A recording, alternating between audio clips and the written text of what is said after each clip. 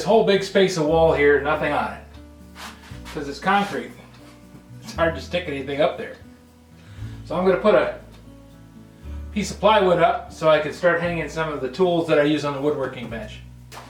Piece of 1x4 that I'll use for furring strips.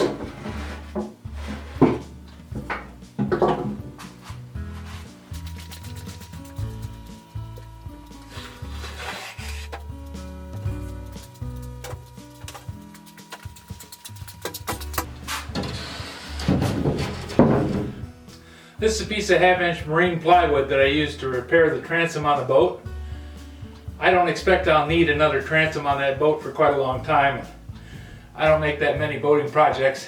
It was cheaper to buy a full sheet than it was to try and get somebody to cut off a piece for me at the lumber yard, so I ended up with a full sheet. I'm going to use it on the wall.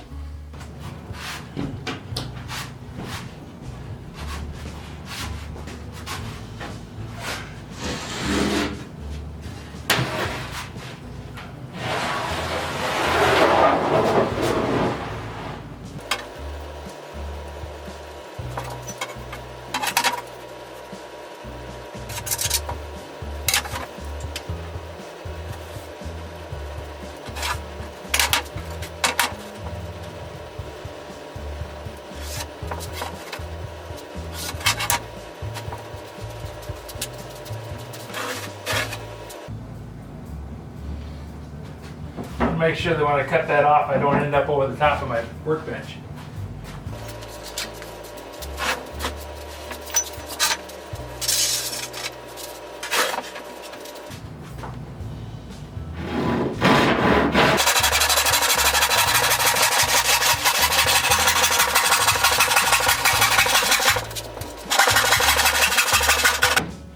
Another nice thing about a handsaw, you can get right straight up into a square corner.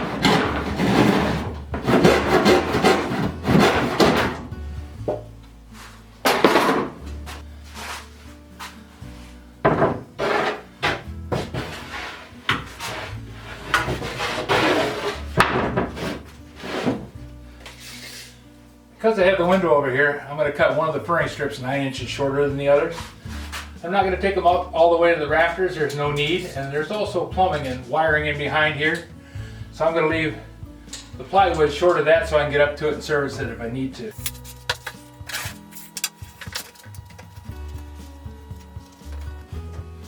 Cut one off at 3'3". That's for underneath the window.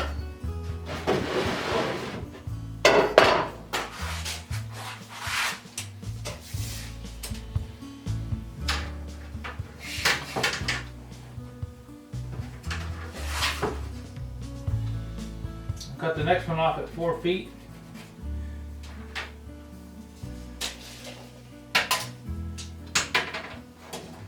That's going to leave me one piece at 33 inches long, roughly.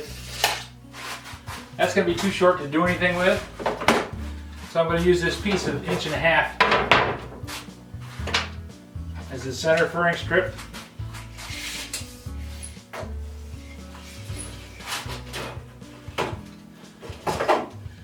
So I'll mark this at 4 feet and cut it off there.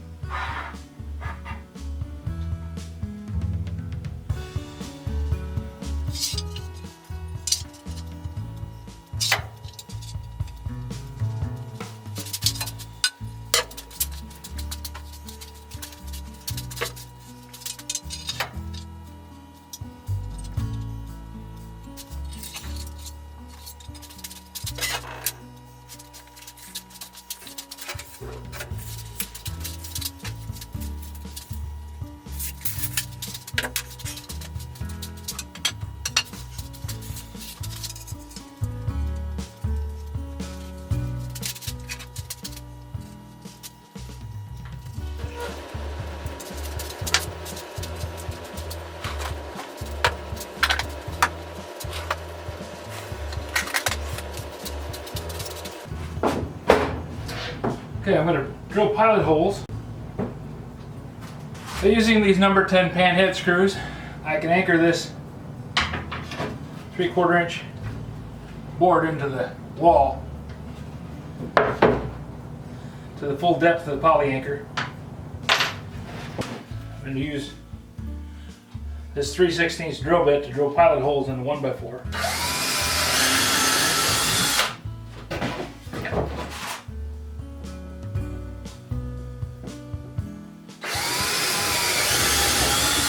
They don't have to be perfect because I'm going to use it as a template to drill the holes for the anchors.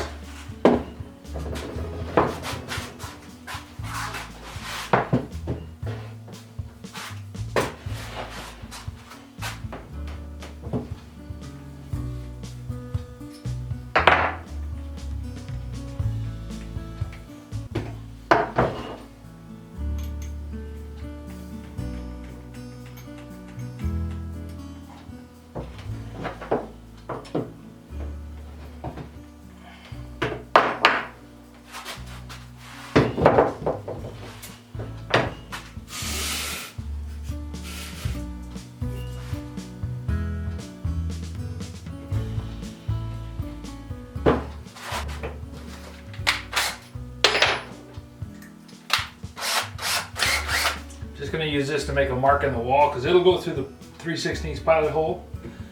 It's just big enough for the shank of the screw.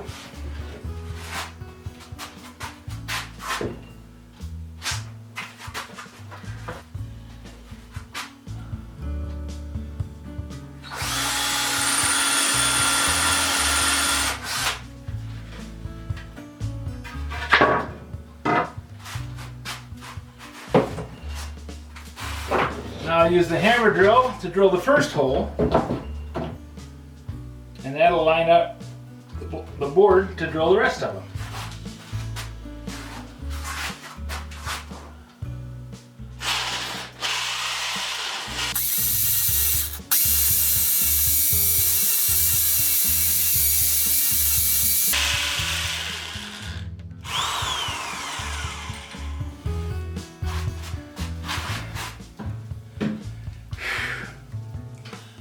Hadn't used this in a while. I've forgotten that you have to turn that notch until it lines up with that boss, and you slip it down like that and it goes into hammer mode.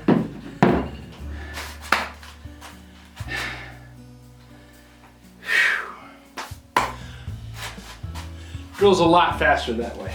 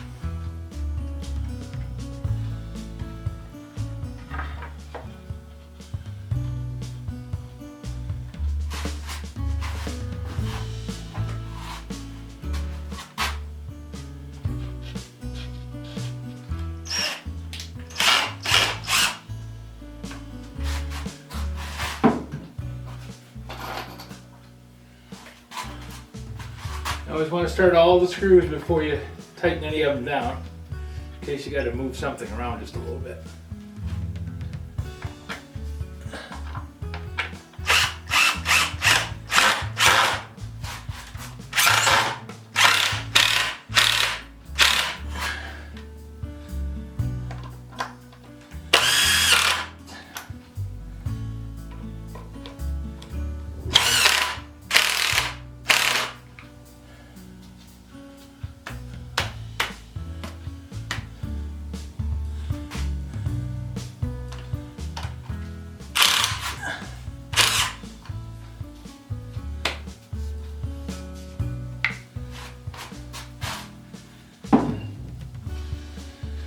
That's going to be good and solid. And it's 7 feet long altogether, so I'm going to put a stringer here. I'm going to put a furring strip at 3'6", which is 42 inches. I want to put a furring strip 17.5 inches from the edge of the window.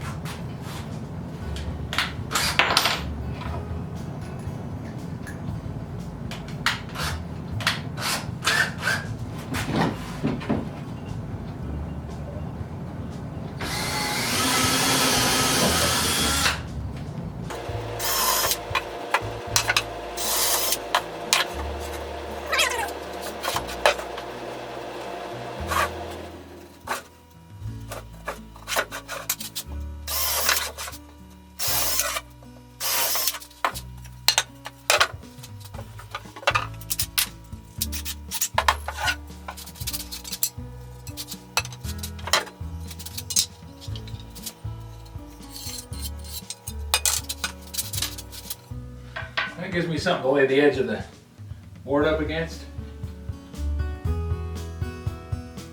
so I'll know I'm straight up and down.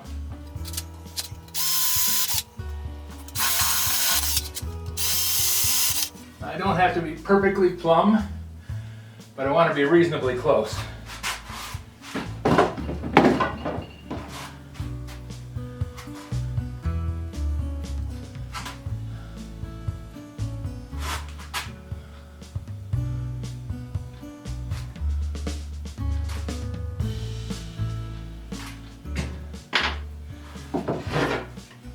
And the last one is going to run right here along this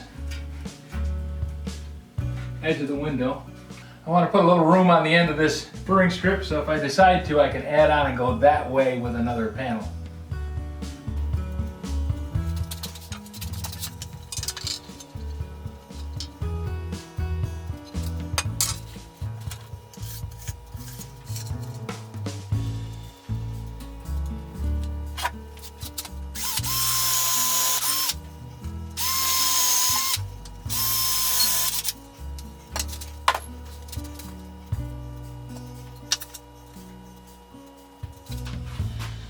With all these extra holes in here, I don't want to miss and get the wrong one.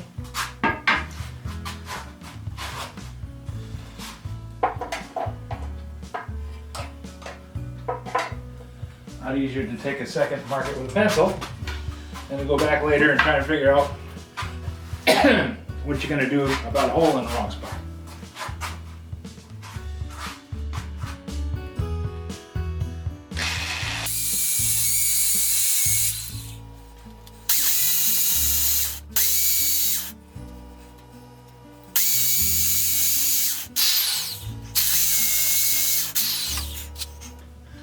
Overhead holes are the hardest.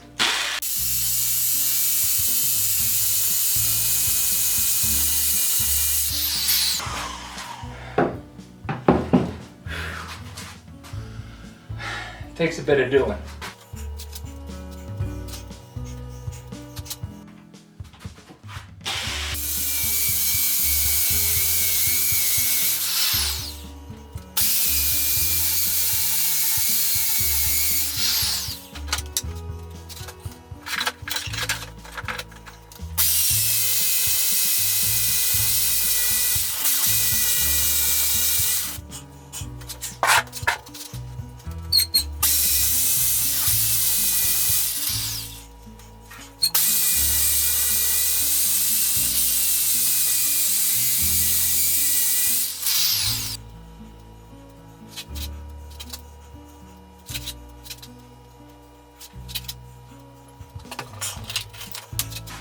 Some of you guys might question me using Titebond 3 to glue to concrete.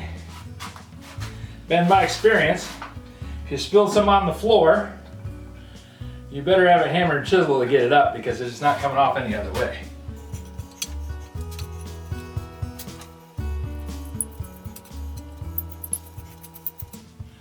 Even though this concrete is nice and whitewashed, doesn't look like it, but it's been whitewashed, it's still very porous.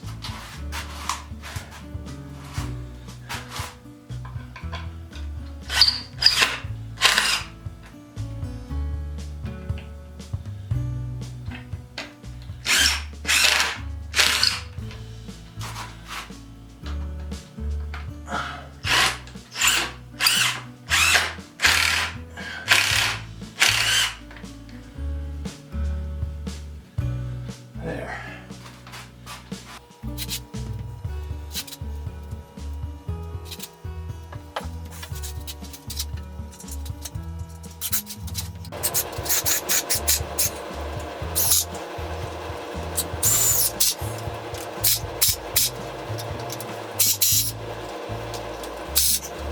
There. Nice and solidly anchored. Time for a break. I have to give the glue a little time to set up before I start twisting on it, setting up this panel. So I'm going to stop. I'm going to go upstairs and get some lunch and let things harden up.